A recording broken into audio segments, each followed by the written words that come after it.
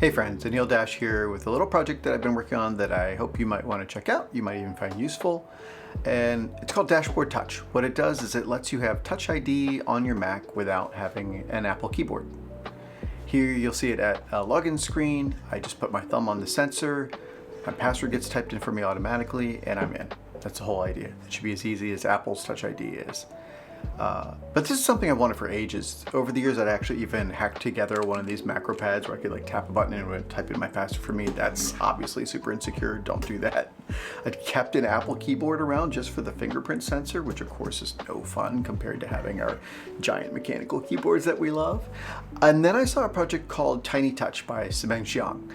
And that one actually seemed to have solved the problem of having something relatively secure that talked to a fingerprint sensor and connected through a simple Arduino board that you could actually set up by yourself. So thanks to Tiny Touch, I was able to sort of copy that solution and refactor that into this project that I'm calling Dashboard Touch. And I give it a new name just because it's a lot more opinionated and it's a lot more focused on the actual user experience of signing in and using this thing every day. And the way that all these systems work is by pretending to be an actual little keyboard on your computer. That's what it looks like to your machine.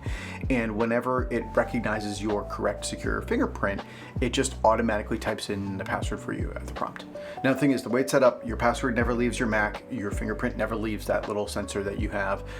Nothing sends any data anywhere. In fact, the only part of it that can actually talk to the internet at all is the update check that you can manually trigger yourself to say, is there a new version that might have some updates or fixes that I need to be aware of? The security thing is like, this is not something you should use if you work at the NSA.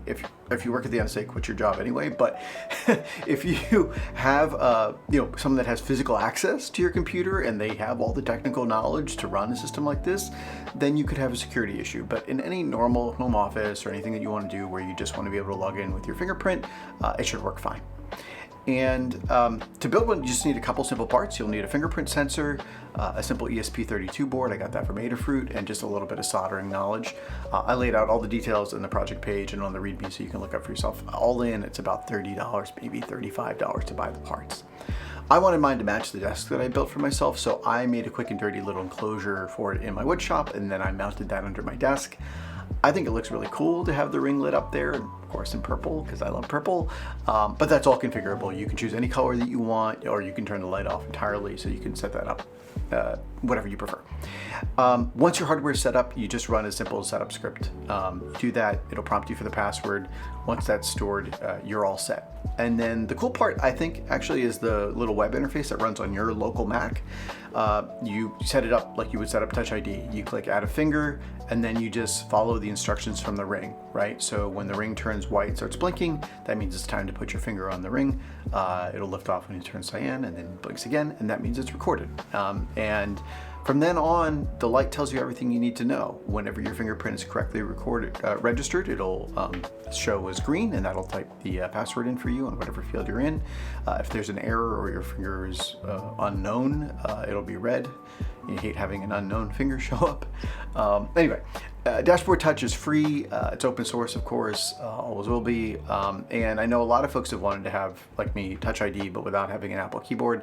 And now you can be one of them if you are handy with a soldering iron and have maybe like an hour or two to work on the project. I hope you'll give it a try. Let me know what you think.